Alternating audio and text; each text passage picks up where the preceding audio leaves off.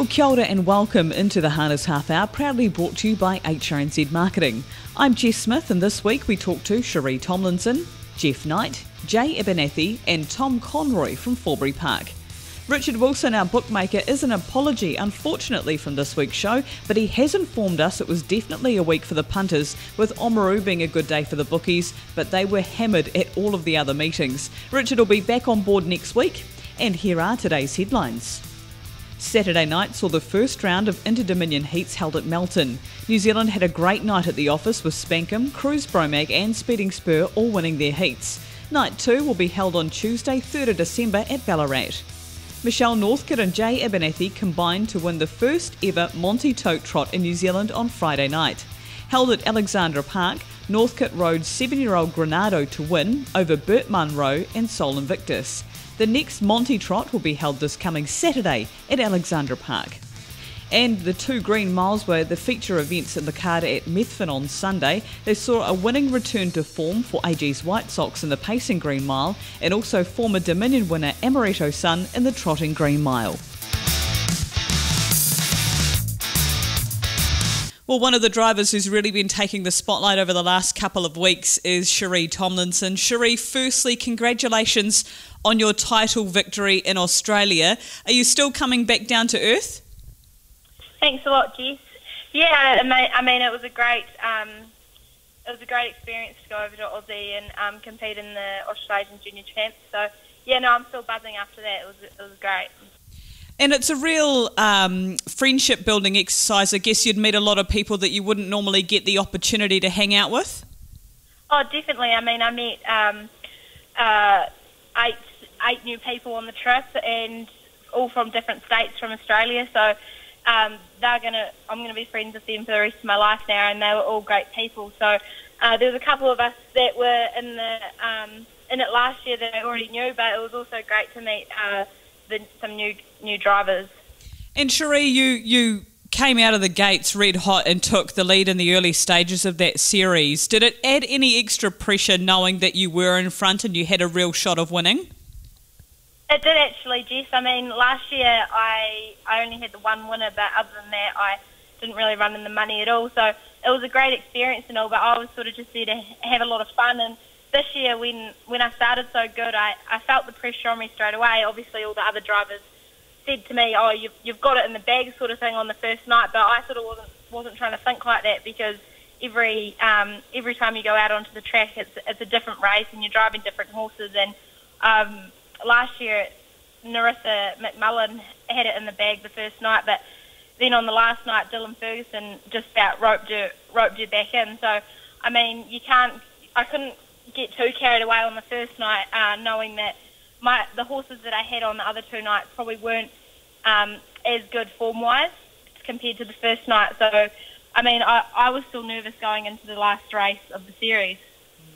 Yeah, exactly, because it's all a points game, and I guess you're never really 100% sure until it's all done and dusted. But, Sheree, did you have family there supporting you, and what were their reactions once you'd won?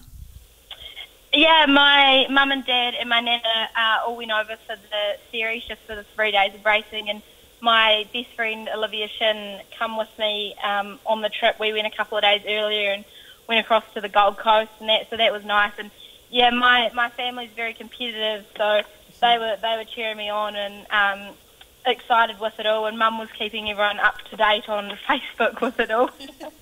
She sure was. She did an outstanding job with that too, Amanda. And Sheree, of course, we've got to reflect on the last 12 months you've had an Australasian Driving Championship and a Dominion. It just must be a dream come true. Oh, definitely. I mean, 3 years ago when I started driving, I didn't expect to be even driving in an Australasian series or winning a Group 1. So, I mean, it's just amazing, and I'm very privileged to get the opportunity to represent New Zealand in harness racing, and also being able to drive such nice horses. And I mean, to top the whole year off, it was great for Amaretto Sun to get back in the winner's circle yesterday in the Green Mile. Yeah, I was going to talk to you about that, Sheree. It must be a bit of a relief to get him back to winning form, because he looks like he hasn't had the best of luck lately. No, I mean, probably people watching from the outside would just say he's been going fair, but I've been really happy with him. Mum drove him at Parkour, and I thought he went a good race, and both Cup Day and Show Day, he went great times on the wee speedo thing that goes on them. That he actually had the second or third fastest times, and then Kieran drove him at Harare, and even though he finished third and he might have looked a bit flat at the finish, he was off 30 metres, and it was a awful day. So I actually thought he went all right. So I mean, it was good to get a good draw yesterday, and I was able to put him in the race, which he hasn't been able to do for a while now. So it was a good confidence booster for the horse as well, I feel. Oh, fantastic. And does he have any immediate plans over the summer? Well, I was planning on taking him down south of the Central Circuit, but since he won yesterday and since Mark Cool is going to Auckland, I think Greenhead are planning on taking him now as a travel mate for Mark Cooler. But since he did go a good race yesterday, I think he's going to race up there, and I'd say he won't disgrace himself either. And will you make the trip up there, Sheree, to drive him? Yes, I will. I'll fly up and drive him probably the first couple of races, and then I'll just have to wait and see. There's Winton on the 31st, so I'll just have to wait up and see. Obviously, probably what draw he gets and what I get down south to whether Mum or myself go up and drive him. Oh, fantastic. And just finally, Sheree, we mentioned the accomplishments you've already had at such a young age. What's next on the bucket list? What are you hoping to achieve? Because, of course, you were the equal youngest female driver in the New Zealand Cup as well in recent months. So what else have you got left to go? Oh, just to keep driving winners, I guess, Jason. I'm on about 76 winners in New Zealand, so it'll be great. And then either this season or early next season to get to 100 winners, I think that would be great. And then obviously with a couple more seasons as a junior left, it would be great to win a New Zealand premiership in that time. Well, I'm sure it won't be far away. You're sitting second on the premiership at the moment. But Sheree, thank you so much for your time. I know you're busy and working full-time as well. So thanks for taking time out, and congratulations once again. Cool. Thank you very much, Geoff. Time now for social media news headlines, and starting off with New Zealand, Ross Painter trained his 100th winner at Alexandra Park last Friday night. That features on our HRNZ Facebook page. Well done, Ross. And also Flair South Island have announced via the HRNZ Facebook page and website they will sponsor an award for the Team Teal campaign in 2019. The award will be Contribution to Team Teal and will go to someone who goes above and beyond to help the campaign and raise awareness. So stay tuned on how you can nominate someone and help out with that. From Australia, the Inter-Dominion series dominate the harness news over there. You can also follow Team Triton on Twitter for their team updates during the series. And from the US, Kiwi-bred Crockett's Cullen overcame recent sickness to win the feature open pace at Saratoga during the weekend. Fellow Kiwi Lockie Maguire was third in that race. And meanwhile, in Runaway Bay, who is also a Kiwi-bred, won the Batavia Downs feature on Saturday night too. The 8-year-old has had a great year, earning $66,000 in stakes.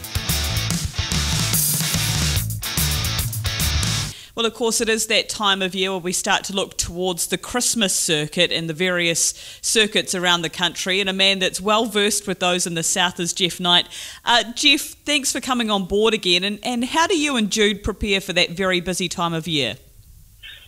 Yeah, it's really good for us here, Jess, because it's all local. You know, as you know, it's Saratoga on the 2nd, Roxburgh on the 4th, and Bromwell on the 6th. And I think the Oamaru's the next day after that. So we just try and keep our main bunch of horses ready for that time, because it's a time that all the owners can come. It's holiday time, everyone's in a good mood, and, you know, festive season, and, you know, it's a really fun time, win, lose or draw.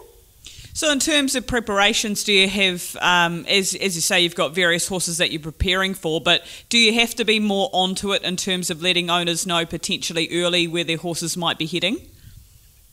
Yeah, we do. I mean, we're very good at staying in touch with our owners. We email and text sort of, you know, a couple of times a week, and we set out a bit of a plan. You know, this year we've just got a nice handy bunch of horses, so hopefully we'll have some fun. But yes, we do. We try and work in where the, as an example, John Hamilton's got a nice wee filly who was just qualified, and of course John's a life member of the Omakau Club, so it would be remiss of us if we didn't start his filly on his day. So yeah, but it's not hard to plan, but we just try and tie it in so that the owners can have a lot of fun. Oh, fantastic. And in terms of the circuit, I know, Roxburgh must be very close to your heart, but is there a meeting that stands out for you?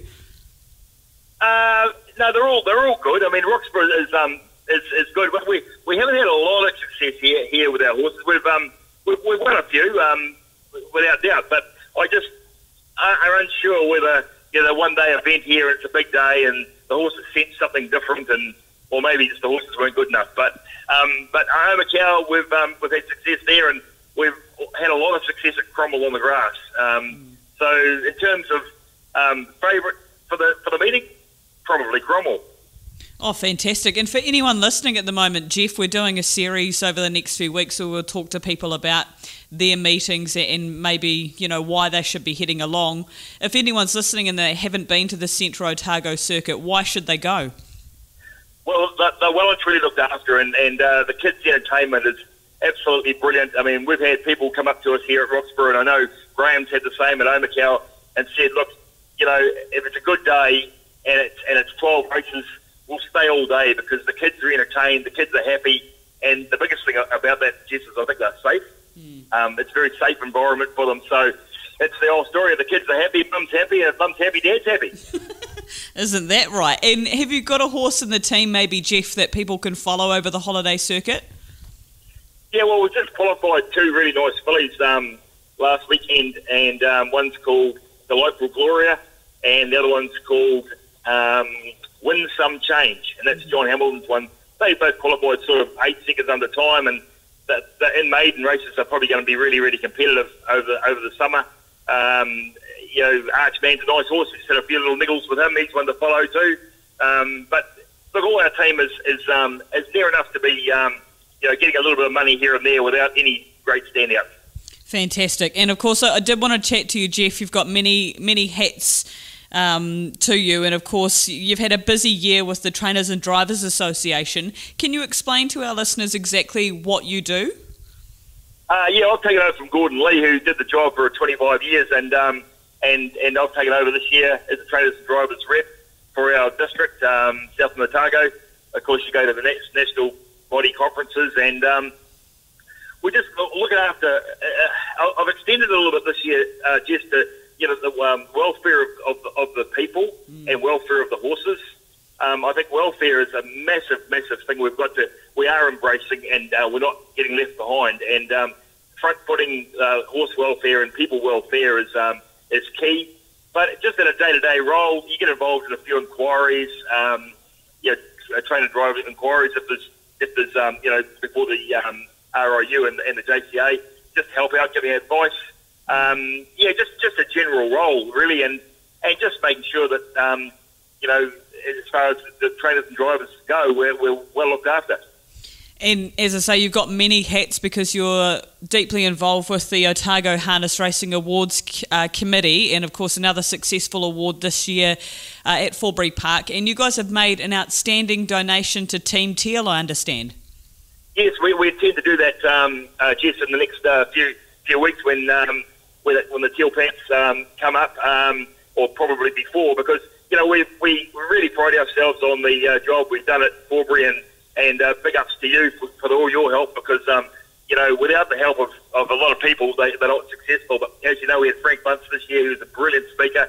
I think the awards are very important, but I think Key is a really, really good guest speaker, and we had that this year. And we've made a nice healthy little profit this year, which we don't intend to do. It's not about making money, because at the end of the day, we're just going to run the awards, but we've got some funds left over, so we're making a $2,000 donation to Team Teal. Oh, that is outstanding. So leading the charge there, the Otago Harness Racing Awards Committee, $2,000 kicking off the Team Teal campaign. And I know that cancer and being aware of checking yourself out is something very dear to your heart. Yes, it is, Jess. I had the unfortunate experience a few years ago of having prostate cancer, and it opened my eyes, because until you get this nasty thing, you live in a bit of a dream world, really, unless someone close to you has been touched by it. And yeah, it opened my eyes, and anything I can do for any of the cancer societies is a big plus. If we can one day maybe just beat this horrible, dreadful disease. Well, Geoff, you're doing an outstanding job, both you and Jude, in terms of communicating with owners and your involvement with clubs and committees and associations like the Trainers and Drivers. So thank you for your time. I understand you're watering a track at the moment, so that is the level of commitment you have to broadcasting and also harness racing. So thank you very much, and I'm sure you'll have another successful holiday circuit down there. Yeah, well, if the weather's like it is in the next over the next few months, we'll have a great time. Well, as part of our episodes as we build into Christmas, we have a look at the holiday circuits, and one of the trainers from the north that does a bit of travelling is Jay Abernethy. Jay, welcome onto the show, and how many of the circuits do you think you'll be heading to over the summer? All the ones in the North Island, and I'm actually planning on going to Westport again this year, so hopefully I'll go to Westport and rest. Okay, so obviously you've been there before, Jay. You must enjoy it to go back. Yeah, I actually ran second in the Cup about 10 years ago, and it took me 10 years to get back there last year, and I really enjoyed my time, so I'll be heading back there this year, but taking a bit more fire, hopefully. Well, good on you, Jay, and obviously the owners are very supportive of you taking the horses all the way down there. Yeah, yep, no, I've got quite a few owners in there, and a lot of them love the grass track racing as well, so they all enjoy it. Fantastic. And after the coast circuit, Jay, is there anything throughout January that you focus on with your team? I always like to take a good team down to Otaki. I've always had quite a bit of luck down Cavity Coast, so last year we had a really good meeting, so we hit another hard game this year. Oh, good on you. And in terms of preparing for that, I know logistically to get a horse from your neck of the woods all the way down to the west coast, there'd be quite a bit of planning involved. Yeah, we're just sort of going through all that now because we've got sort of races up here nearly every second day in December. It's crazy, but we'll hopefully work through it all right. Okay, and at home, do you have anyone keeping things ticking over for you or people helping you out? Yeah, we've always got good staff, so it sort of makes a big difference. But when you've got good staff, you can go away and everything sort of carries on as normal. Oh, great. And in terms of horses to follow, is there maybe a horse that you're hopeful will put itself forward over that circuit at Westport? Hopefully, a horse called Peter Forsberg. He's been a little bit disappointing, so we turned him out and he's just on his way back up. So hopefully he takes a step up and shows his true worth, hopefully. Oh, fantastic. And Jay, in terms of your team at the moment, I know recently you were in the throes of building up a new operation, and how are the new facilities going? We're not sort of there yet, but we're still in the process. But everything's come along quite good. We've got quite a lot of work at the moment, so it's quite a busy time of the year. Yeah, and just having a look at your website, Jay, I do have to commend you. You've got one of the most outstanding websites in the harness racing industry around the world that I've seen, and you keep it up to date on a regular basis. That must be a bit of work for you. Yeah, we're trying to. It's just getting re-upgraded again as we speak. It's supposed to be going live in another couple of days, so it's a new fresh look, so hopefully it'll be better than the last one. Oh, wow. Well, that's a lot to live up to because, as I say, you've got updated fields and where horses are going. You've got news for the week. And I see too, Jay, that you've got 1% shares on offer for ownership at the moment. Yeah, I've got quite a few people that sort of want just a small share in some. And like it's 1%, but some people want 5 or 10%, and that actually works out quite good. It's just finding the right horses to fill the right syndicates. Yeah, and for as low as even $20 a month, I think one of those 1% shares were. So, Jay, are you open to anyone contacting you? I know some people, think it's a bit intimidating to reach out, but are you welcoming of those inquiries? You can sort of ring, phone, email, text, Facebook messages. We sort of try to get back to them. Sometimes it's busy when on a race day or something like that, but I do try and get back to them at some stage. Fantastic. And I see you've also got a horse hydrotherapy available as well. So potentially if anyone's listening that want to maybe change trainer or scenery for their horse, are you taking more on? Yeah, like that's we've had quite a lot of success with especially the old trotters that have had quite a few starts and they're just sort of battling away down south. They've actually come up here and done quite a good job. Like this treadmill sort of does help turn them around. Doesn't turn every horse around, but I find the older ones that have had quite a few starts, and they're the ones that benefit the most from it. Oh, absolutely. Well, I'm sure as soon as people get onto that new website, or even the website you've got now, Jay, you'll get flooded with inquiries. So keep up the great work. It's a wonderful thing you're doing, and good luck over the circuit. Yep, no worries. Cheers. Well, as we continue our look ahead to what's coming up over the busy Christmas season, of course, Forbury Park are looking forward to Christmas this week. And joining me is General Manager Tom Conroy. Tom, how are things going down there for you and the team? Yeah, excellent. A lot of progress, small projects and large, and certainly looking forward to our Christmas celebrations next Friday the 7th. It's going to be a huge meeting for us in terms of that interaction with new people to the harness racing industry, with this new hospitality offering we've got here. We've got a sort of a joint venture going, a Christmas at the Christmas cracker promotion, whereby for $60 people can dine 3 courses, a free drink, and a $5 betting voucher. And I think there's around about 250 coming so far. We've got room for about 25 more. So if anyone's interested, in give Forbury Park or Equinox a ring and book those final seats. So, yeah, huge day, hoping for big fields and maybe a full race card to show off our wares. And you'd be very thrilled, Tom, that you've got a Friday night meeting to hold this with? Oh, absolutely, and I think that's one of the keys. Nothing pressing the following day so people can have a late night. And let's hope we've got 10 races to show them and keep them here as long as possible. And, blessed with that Friday fixture. Okay, and in terms of, people may not be aware about some of the changes that have happened with the catering and the restaurant at Forbury. Can you just explain a bit about the work that's gone in there, Tom? Yeah, an extensive renovation carried out by a private operator set up a restaurant which is really aiming to bring in people, non-racing people, for the rest of the week. Obviously, it's a big part of their business, but focusing on the corporate market in particular, and that's where we come in. Together, the club and the operator, to find out which of our sponsors we can offer them something new. A few of them are saying, okay, we can bring small groups to the races, but we want to do something more exciting and more big scale. So we've got a couple of sponsors trying out a couple of functions that have themed functions for the guests, some on race days, some not on race days. But it's getting 100, 150 people down to the course, and it's our job as a harness racing club to find ways of interacting with those people.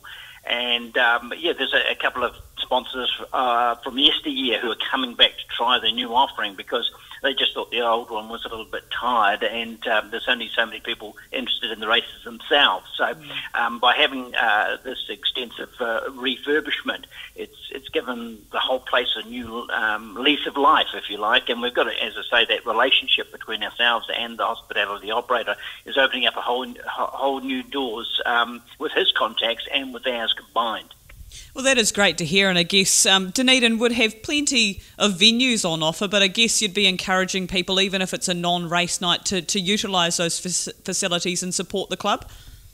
Absolutely, and do some daytime activities, and they can come down and see the horses working out. We've got more and more trainers bringing more and more horses here over the summer, so there'll be horse-related activity, and we're looking at maybe some dual sulky rides at some point, which is a good way of getting people connected. We've had success with that already in the last couple of months.